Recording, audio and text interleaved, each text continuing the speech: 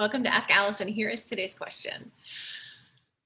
What are some boundaries that you have set in place in your practice that you found to be helpful in terms of creating work-life balance or work-life, personal life balance? I'd like to thank TherapyNotes for sponsoring Ask Allison. I love this question. Okay, I'm going to kind of give you a list and we'll talk through them. The time I work and don't work. So not just client hours, but marketing hours, things like that as well. My fee and the number of sliding scale slots I offer. I like offering a sliding scale spot. Now I do part-time private practice, so I have one spot as a part-time private practitioner. When I was full-time, I had 2 spots. That's not a prescription for you. That's just what worked for me in terms of making what I needed to make this sustainable for me in my career. My no-show late cancellation policy, I have a nice, hard, very clear boundary with that, that I don't feel guilty about, which I know that's one of the things people seem to feel guilty about the most. How many new clients I take on in a week, that's not really such a thing anymore because I'm part-time and my people stay with me for a long time, but there was a time when I was building, when I was getting a ton of calls and I had to really titrate how many intake appointments I could do because they take more energy for me. Having lunch every day. I'm an eating disorder therapist, so I think that's like underscored in importance even more so for those of us who work with people who don't prioritize nourishment. But I think in general, I know I'm a better therapist when I'm nourished and my brain has what it needs and my body has what it needs. Having plans on the weekend, personal life stuff, so that I don't waste it.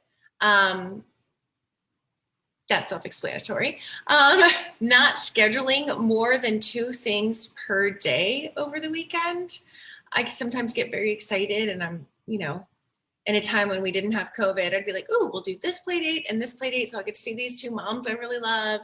And then maybe I'll have a date with my husband that night. And I would pack in a little bit more in like this house project.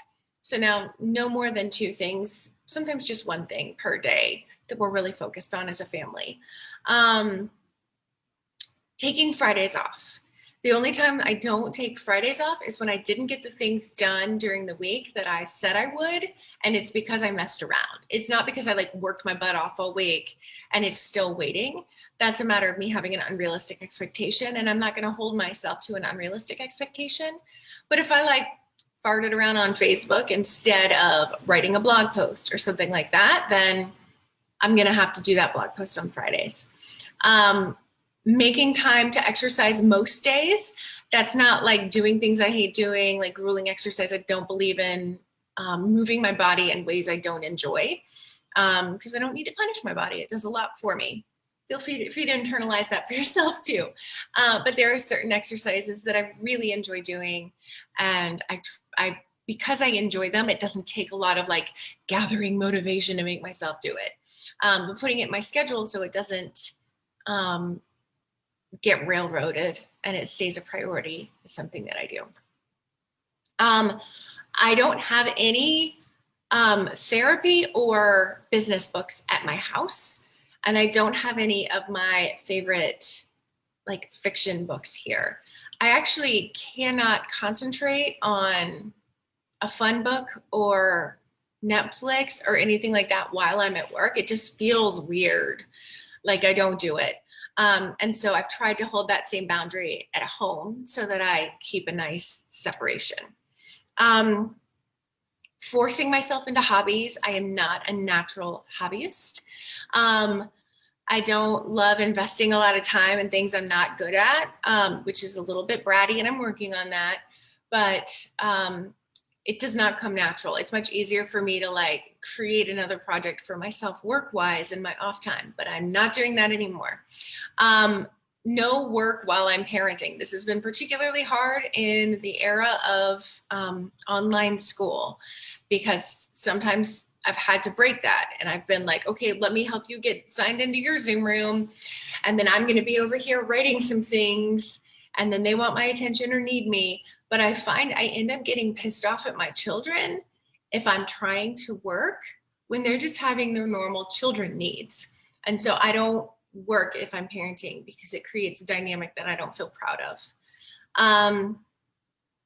Yeah, I have an entire course. It's the course that I'm actually most proud of in the Abundance Party, called Private Practice Life Balance, where I talk about the ways that I reconfigured my life because I was getting a little bit out of control balance wise, like it was not working. And so that's over at abundanceparty.com. If y'all have questions for me, and also let me say, like, these are my boundaries. You have your boundaries. Please don't feel like you need to take my boundaries and make them your boundaries. I want you to do the introspective work to figure out what you need for this career to be sustainable and for you to enjoy your life. So that's that. If you have questions for me, please DM me over on Instagram, where I'm abundance_practice_building.